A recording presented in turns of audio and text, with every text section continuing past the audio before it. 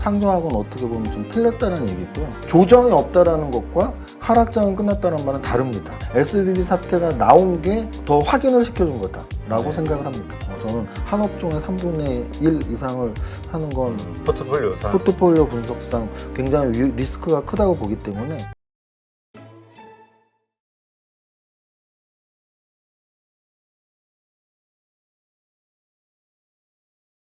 오늘 모신 분은 이정윤 세무사님입니다. 안녕하세요. 안녕하세요. 네. 오랜만에 또 뵙는데 일단 이 1분기 정말 시장의 강세장 아니야? 라고 말할 정도로 강한 모습이에요. 네, 맞습니다. 그래서 한번 좀 분석을 해주시죠. 강세장 아냐라는 생각 굉장히 많이 하실 거고요. 50% 이상 아마 마음은 바뀌었을 것 같아요. 그 이유는 사실 작년 연말까지 언론들의 그 내년 2023년의 주식시장에 대한 전망 또는 리포트들, 애널리스트들이 리포트들에서 2023년에서의 전망에 공통적으로 나왔던 단어가 있습니다. 바로 상저하고예요. 맞아요. 그러면 왜 그런 게 나올 수밖에 없었냐? 작년에 우리가 차트를 좀 이따 보겠지만 일단 먼저 말로 말씀을 드리면 작년에는 2022년에는 1월에 폭락, 6월에도 폭락, 9월에도 폭락, 그리고 12월에도 폭락을 했거든요. 네. 거의 1년 동안 4달이 여기서 말하는 폭락은 한 달에 5% 이상, 거의 10% 가까운 폭락. 그래서 1년에 뭐 코스닥이 거의 뭐 36%, 7% 빠지는 그런 하락을 했었거든요. 그러니까 이제 그 추세라면, 뭐 추세라는 건 이제 기술적 분석상 떨어지는 힘이 계속되는 걸 추세라고 하죠. 한 방향으로 가는 힘이 추세니까. 네. 그럼 작년 1년 내내 떨어졌으니까 보통의 전문가들이라면 그렇게 말을 했겠죠. 상반기엔 좀 더 떨어질 것이고 그 더 떨어진 곳에서 하반기는 좀 올라갈 거야 라고 전망을 대부분 했는데 1월 초가 저점이었습니다. 지금 2023년에. 그 얘기는 뭐냐면 상저하고를 만약에 지금 장에 빗댄다면 지금 상반기가 저라면 하반기는 더 올라가야 되고 거의 뭐 전고점 돌파할 정도의 강세가 나올 수도 있는 거죠. 네. 그러니까 역으로 말하면 지금 상저하고는 어떻게 보면 좀 틀렸다는 얘기고요. 상반기는 말씀하신 것처럼 굉장히 좋은 상태였는데요. 차트를 한번 보면 얼마나 좋았는지 알 수 있습니다. 네. 지금 차트를 좀 길게 보면 2021년 6월 말이 고점이었거든요. 네. 역사적 고점이라는 뜻입니다. 우리나라의 거래소 지수 역사적 고점이 3,316이었죠. 그럼 이 3,316, 2021년 6월 말의 고점이 언제까지 빠지냐면 2022년 9월 말, 작년 9월 말까지 2,134까지 빠집니다.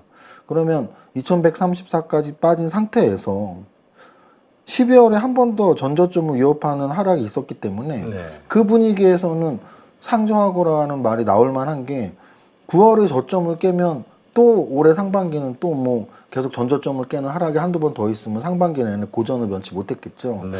그런데 중요한 것은 차트 분석상으로 일단 1월 초에 9월 말에 저점을 안 깼고요. 그리고 더 중요한 건 그 이후에 지금 저점을 깨기는커녕 굉장히 높이 올라와 있습니다. 여기서 우리는 상승장 아냐라는 고민을 이미 벌써 했어야 되고요. 아마 제 기억에 8.15 머니톡에 한두 달 전에 나왔을 때도 비슷한 말씀을 드렸는데 전저점을 안 깨면 하락장은 끝난 거거든요. 왜냐하면 하락장이라는 건 뭐냐면 지금 방금 말씀드렸잖아요. 2020년 여름부터 작년 9월까지 하락장을 보시면 두세 달 안에 전저점을 깼어요. 그러네요. 이제 여기가 저점이었잖아요. 네. 이 저점을 한 두세 달 있다 깨고 또 이 저점을 두세 달 있다 깨고 이 저점을 또 두 달 있다 깨고 이 저점을 두 달 있다 깨고 또 이 저점을 두 달 있다 깨고 거의 두세 달에 한 번씩 저점을 깼죠. 그게 하락장의 연속성이라는 거거든요. 네. 그게 추세고. 근데 그런 관점으로 본다면 작년 9월 이후에 지금 4월이잖아요. 만으로 6개월이 넘었습니다. 7개월에 들어섰거든요. 그러면 혹시나 내일부터 뭐 조정이 들어와서 전저점을 만약에 앞으로 깨러 간다면 거의 뭐 한 3, 4개월 이상 걸릴 거거든요. 그러면은 작년 9월부터 앞으로 또 3, 4개월 후면 뭐 올해 9월인데 1년 있다 전저점을 깨는 것도 말도 안 되고.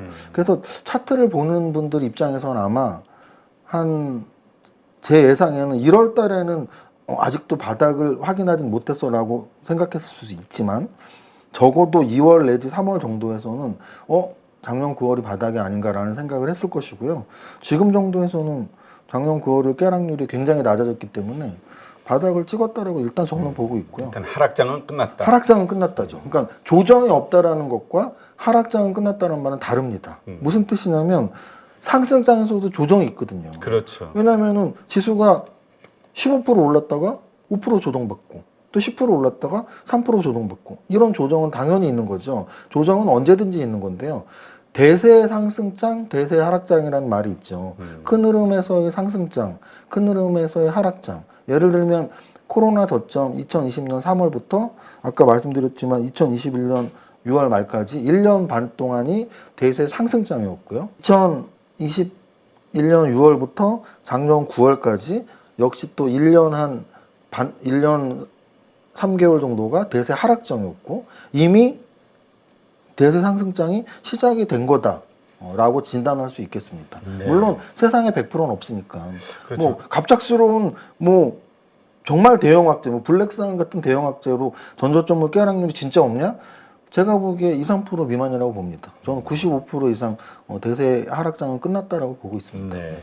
최근에 그 SVB 파산이라든가 네. 여러 가지 금융 네. 위기와 관련된 징조들 뭐 이래서 네. 이제 좀 우리가 시끄러웠잖아요. 미국 네. 시장부터 네. 시작해서 이러한 악재들 때문에 2분기도 계속 이렇게 오를 수 있을까 이런 걱정들을 하시는데 일단은 상승 쪽에 무게를 두시는군요. 지금 말씀하신 게 더욱더 하락장이 끝났다라는 증빙이죠. 아 그래요? 왜? 무슨 말이냐면 사실은 상승장에서는 악재가 금방 지나가고 작은 호재에도 굉장히 사람들이 환호합니다. 네. 반대로 하락장에서는 큰 호재가 나와도 금방 뭐 좀 올라갈 것 같더니 픽 얻어맞아서 전저점을 깨고 작은 악재가 나와도 굉장히 크게 우리가 위험을 느끼거든요. 그러면은 말씀하신 것처럼 SVB 사태가 정말 하락장에서 나온 재료였다면 이미 전저점을 깨고 내려갔어야 돼요.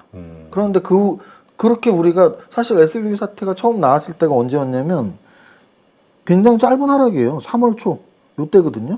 그렇죠. 요때 뭐 한 3, 4% 조정받았던 하락이거든요. 만약에 이게 하락장의 연속이었다면 이 정도 조정받지 않죠. 전저점을 깨러 내려갔어야죠. 그런데 그 재료를 처음 우리가 접했을 때 아까도 말씀드렸지만 또 역시 언론이나 뭐 이런 여러 군데에서 2008년 금융위기랑 굉장히 비교를 많이 했거든요. 네. 주식을 20년 이상 한 저로서는 말이 안 되는 비교죠. 글로벌 금융위기 때는 뭐 그때 주식을 하신 분이 비교를 했는지 모르겠는데 비교가 안 됩니다. 그때는 하루에 지수가 5%, 7%씩 빠졌을 때예요. 그렇죠. 맨날 사이드카. 그럼요. 사이드카라고 맨날 그러나요? 네. 뭐 서킷 브레이크, 사이드카 맨날 발동할 때입니다. 근데 지금은 SVB 사태가 그러니까 중요한 건 뭐냐면 재료의 유사성. 은행이 같이 망했으니까 비슷하다 이게 아니고 시장에서의 반응이 중요한 거거든요.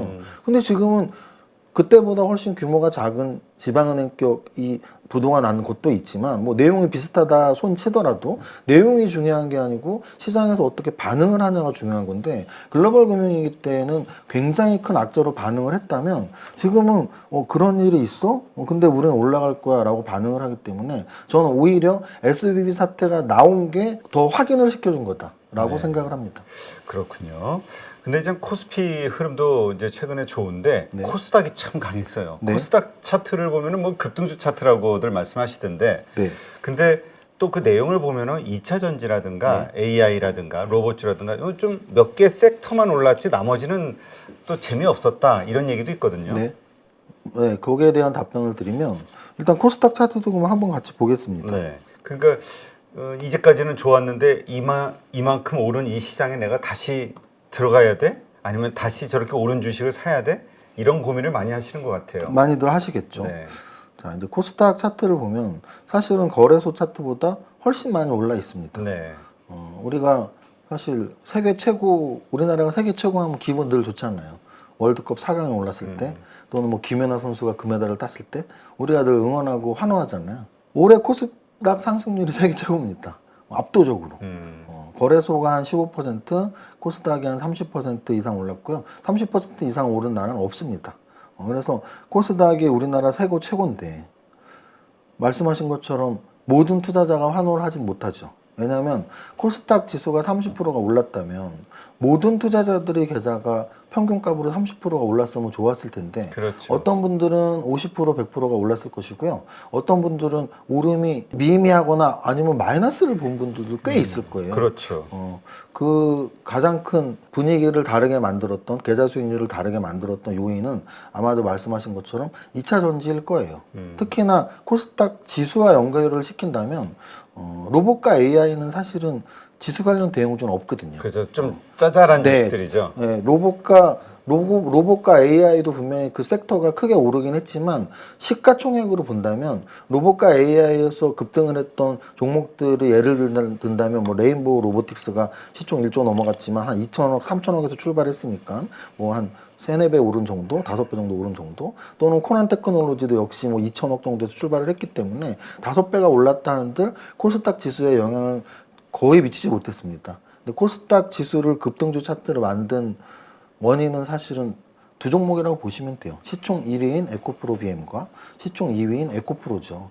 그래서 에코프로와 에코프로 BM이 급등을 하면서 역시 다른 2차 전지를 끌어올렸고, 그래서 코스닥 비중에서 2차 전지 시총이 굉장히 커졌기 때문에 2차 전지가 급등할수록 코스닥 지수도 급등 차트가 된 거죠. 그래서 원래는 제가 그런 말씀을 자주 드려요.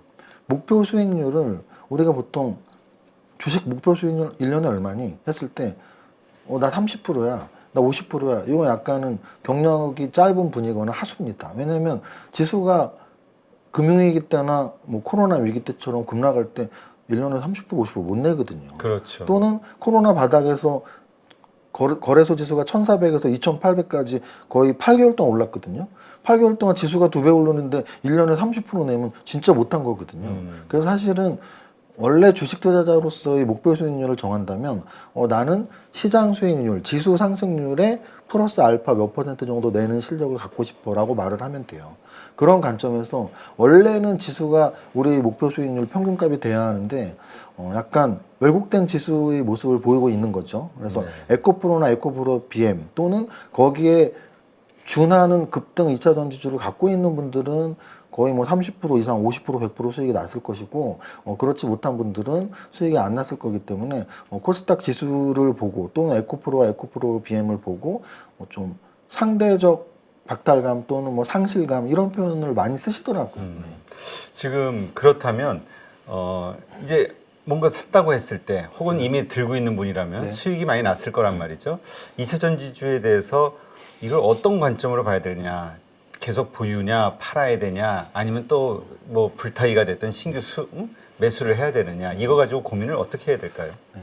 일단은 저는 2차 전지 산업과 그 2차 전지 산업에 대한 산업에 포함된 종목들을 좀 확실히 구분을 시킬 필요가 있다고 봐요. 무슨 말이냐면 사실은 2차 전지 산업이 전체적으로 상승한 건 사실이지만 그 상관계수가 점점 옅어지고 있어요. 무슨 말이냐면 원래 짧은 테마주들, 한 달, 2달 움직였던 테마주들. 예를 들면 이런 거예요. 로봇 관련주가 잘 움직였지만 레인보우 로보틱스가 1조 넘어가면서 좀 상승에 버거워하면서 로봇 관련주가 전체적으로 좀 조정을 받고 있거든요. 또는 마찬가지로 AI 관련주 같은 경우도 코난 테크놀로지랄지 솔트룩스랄지 뭐 셀바스 AI가 급등을 하다가 조정을 받으면서 전체적으로 AI 관련주들이 조정을 받고 있습니다. 네. 그런데 2차 전지는 그렇지 않아요. 그게 정말 강한 산업이고 강한 테마라는 뜻입니다. 구체적으로 말씀을 드리면 오늘 녹화일 기준으로 오늘도 에코프로는 그냥 거의 보합 마감을 했어요. 그렇죠. 그리고 어제도 에코프로는 뭐 한 5% 빠졌었고요. 그저께는 한 15%가 빠졌습니다. 그럼 3일 동안 15% 5% 보합이니까 3일 동안 20% 빠졌고, 만약에 에코프로가 진짜 다른 2차 전지 산업의 주가를 같이 연동시키는 대장주의 역할을 100% 한다면 3일 동안 2차 전지 종목들은 다 못 올라야 돼요. 근데 오늘 뭐 대형주니까 다 언급 드리는 겁니다. 제가 뭐 중소형주를 말할 필요는 없으니까. 그렇죠. 포스코 퓨처엠이 13%가 올랐어요. 그렇죠. 그리고 또 역사적 신고가를 쳤습니다. 그러면 에코프로가 다른 2차 전지 산업을 완전히 주도하는 대장주라면 13% 오르는 종목이 나와서는 안 되거든요. 그럼 역으로 말한다면 2차 전지 산업에 대한 관점은 계속 유효하다라고 말씀을 드리고 싶어요. 왜냐하면 2차 전지 산업이 모두 다 오른 것도 아니고 안 오른 종목도 있고 또는 이격도가 많이 벌어진 종목도 있고 조정을 받고 있는 종목도 있고 하기 때문에 종목들의 위치가 다 다르니까 만약에 너무 급등했다고 생각이 들면 좀 쉬어가겠거니 하고서 안 사면 되고, 또는 이미 조정을 받았네 하면 다시 가겠거니 하면 사면 되니까 네. 2차전지 산업에 대해서 저는 여전히 긍정적인 말씀을 드리고 싶습니다. 다만 2차전지 산업 내에서의 종목들은 앞으로 차별화를 계속 보이겠죠. 뭐 잘 갔던 종목들이 조정을 받는다든지 못 갔던 종목들이 다시 간다든지, 그러다가 또 잘 갔던 종목들이 조정을 어느 정도 받으면 다시 갈 수도 있는 거고, 저는 그렇게 보고 있습니다. 네, 그렇군요. 지금 하여튼 그 2차전지 주식들 가지고 있는 분들은 뭐 더할 나위 없이 행복한데, 그러지 못한 분들은 요즘 포모 현상, 너무 막 속이 터지는 거죠. 그러다 보니까 이제 그렇게 뭐라 그럴까요? 자꾸 고점에서 네. 자꾸 물려 들어가는 분들이 이제 나오다 보니까 이제 걱정하시는 분들이 늘고 있는 상황이라. 좀 더 구체적으로 그럼 제가 대응책을 말씀을 드리면, 일단 갖고 있는 분과 안 갖고 있는 분이 있겠죠. 그렇죠. 그럼 이제 2차 전지를 갖고 있는 분 중에 안 가는 종목을 갖고 있는 분들이 있을 거예요. 그냥 그분들은 그 산업 내에서 그 종목이 괜찮은 종목이라면 아까 말씀드린 것처럼 2차 전지 산업 자체는 계속 저는 좋다고 보니까 갖고 있어도 될 것 같아요. 반면에 이제 2차 전지 종목 중에서 급등주를 뭐 끝물에 포착을 했던 어쨌든 되게 많이 올랐는데 그 종목을 나중에 사서 지금 손실을 나고 있다. 근데 만약에 그렇다면 저는 그 투자 비중을 먼저 봐야 된다고 봐요. 그러니까 2차 전지 산업에 어느 정도를 내가 투자했는지. 그래서 만약에 이런 분들이 있어요. 지금은 2차 전지 시대니까 나는 100%다 2차 전지를 살 거야. 저는 그건 아니라고 봅니다. 왜냐하면 제가 주식을 25년을 했거든요. 사실 어떤 종목의 시대라는 건 굉장히 많았어요. 네. 가장 가깝게 본다면 제약바이오주의 시대가 있었죠. 제약바이오주의 시대에서는 다른 종목은 정말 가지도 않았습니다. 거의 한 6개월 정도 제약바이오만, 셀트리온, 신라젠, 뭐 바이오메드 뭐 이런 종목들이 거의 막 10배씩 오르는 동안 다른 종목들은 10% 20% 움직였거든요. 그래서 그 당시에는 사실은 포트폴리오를 제가 이제 뭐 고객들이 포트폴리오 가끔 보니까 포트폴리오 10종목 중에 10종목이 다 제약바이오진 분들이 부지기수였습니다. 부지기수. 왜냐면 한 종목 사는데 수익 나니까 또 주변에서 어떤 종목들을 들으면 딴 건 관심도 없어요. 제약바이오진 그거 좋다고? 그러니까 이제 포트에 제약바이오진만 생기는 거죠. 근데 그게 그 산업의 종목들이 영원히 갈 것만 같아도 결국 그렇지 않거든요. 그래서 제 생각에 만약에 2차 전지 산업에 100%가 들어가 있다면 적어도 3분의 2는 파셔야 된다. 저는 한 업종의 3분의 1 이상을 하는 건 포트폴리오상. 포트폴리오 분석상 굉장히 리스크가 크다고 보기 때문에 전 자금이 다 들어갔다면 3분의 1 이상은 더 갖고 있으면 안 된다고 보고 있고요. 근데 만약 3분의 1 이하라면 아까 말씀드린 그런 기준들 안 오른 거면 좀 더 버텨도 되고, 너무 급등주는 좀 위험하다는 생각이 들면, 이게 주식이라는 건 마음이 불안하면 안 되거든요. 근데 내가 갖고 있으면서도 이거 급등주 잘못 샀나? 그 마음이 드는 순간 일단 지는 거거든요. 왜냐면은 매도는 심리 싸움이란 말이죠. 네. 매수할 때는 차분하고 논리적으로 자기 루틴대로 매수를 할 수가 있어요.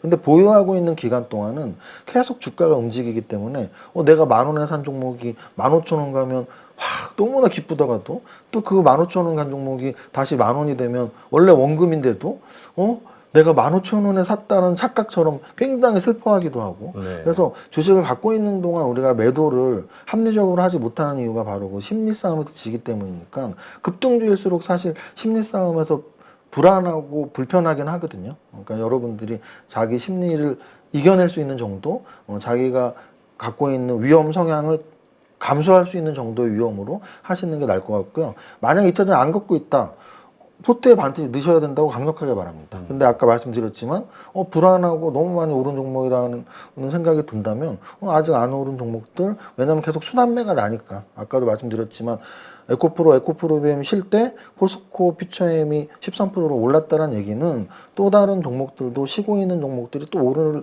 여지가 계속 있다는 얘기거든요. 그런 종목들을 찾아 나가서 몰빵은 절대 하지 마시고 한 5분의 1 이 정도의 비중으로 2차 전지는 계속 갖고 가도 되지 않나라는 생각하고 있습니다. 네. 사실 그 주도 섹터, 그러니까 추세 매매라고 하잖아요. 이 주도 섹터에 또 몰입을 해야 되고, 그러다 보니까 이제까지 주도 섹터가 2차 전지, 그래서 여기에 뭐 몰빵을 했든 아니면 뭐 많은 비중을 실으셨던 분들이 이제 돈을 벌었는데 이 주도 섹터가 그럼 앞으로도 계속 주도 섹터가 될 것이냐, 이만큼 오른 상태에서도 아니면 주식 시장의 특성상 새로운 또 섹터가 나와줄 것이냐, 그런 섹터를 기대하고 그쪽으로 들어가는 게 맞는 것이냐, 이런 부분은 어떻게 봐야 될까요? 당연히 주도 섹터는 변화할 수밖에 없습니다. 왜냐면은 결국은 주가는 우리가 두 가지로 구분할 수 있어요. 그러니까 제가 삼박자 투자라는 말을 많이 하는데 네. 가치로만 볼 수는 없어요. 주가는 가치가 아닌 수급으로 가치와 상관없이 움직일 때도 있고요. 또는 수급상 몰려서 너무 주가가 올라가도 다시 나중에는 가치 따라서 떨어질 때도 있고요. 그래서 삼박자로 다 봐야 되는데, 그렇기 때문에 어떤 한 섹터가, 한 업종이 6개월 이상 1년 가깝게 급등을 한다면 이 종목들의 가치의 키 맞추기가 이루어져요. 무슨 말이냐면 다른 업종은 못 올랐는데 한 업종만 오르면 다른 업종의 종목들이 굉장히 싸 보이는 거죠. 그렇죠. 그리고 싸 보이는 정도가 아니고 실제로 싸진 거죠. 가치 대비. 그러면은 가치 대비 비싼 종목을 팔아서 가치 대비 싸진 종목을 사는 게 굉장히 우월한 전략인 시기가 오는 거죠. 그래서 어찌 보면 제가 참여했던 20년 이상의 그 시간 동안 주도 섹터들은 늘 바뀌었습니다. 네. 아까도 말씀드렸지만 가장 최근으로 친다면 코로나 이후에 주도 섹터는 뭐였을까요? 바로 비대면 관련주들, 우리가 소위 말하는 카카오, 네이버, N소프트 이런 비대면 관련주들, 플랫폼 관련주들, 4차 산업혁명 관련주들, 또는 그 직전에는 제약바이오주들, 또는 좀 더 직전 2015년 정도에는 중국 관련주들. 그때는 아모레퍼시픽, LG생활건강, 삼성 PNP, 삼성 CNC 이런 종목들이 10배, 20배씩 갔거든요. 네. 그러면 그 당시에 투자했던 분들은 포트폴리오 보면 대부분이 화장품만 갖고 있었어요. 그렇죠. 왜냐면 다른 종목은 안 움직이는데 화장품은 10배씩 갔거든요. 거기에 너무나 몰입을 하면 앞으로 이제 우리나라는 그냥 화장품만 모두가 만들어서 중국에 팔면 되겠다 싶지만 그런 시기는 6개월, 1년 있으면 끝난다는 얘기예요. 그래서 그 이후에 또 제약바이오주의 시기에 뭐 셀트리온이랄지 아까 말씀드린 신라전이랄지 여러 급등주들이 나왔지만 결국은 지금 차트를 보면 피크를 찍고는 그냥 뭐 지금은 잠잠한 상태들. 그래서 2차 전지 산업도 똑같이 저는 봐요. 그래서 이게 적당히 우상향할 수 있는 업종이긴 하지만 갑작스러운 급등을 했다면 분명히 가격 조정이나 시간 조정은 필요한 시기는 있다. 하지만 길게 보면 2차 전지 산업은 계속 성장한다는 말씀을 드리는 거고, 포트에 없다면 한두 종목은 갖고 있는 게 맞다. 다만 안 오른 거를 찾는 게 더 합리적이지 않을까라는 생각을 합니다. 네. 하여튼 이러한 부분들, 네, 우리 가족분들 한번 차분하게 자신의 포트와 투자 성향을 좀 점검하면서 네, 한번 짚어봐야겠네요.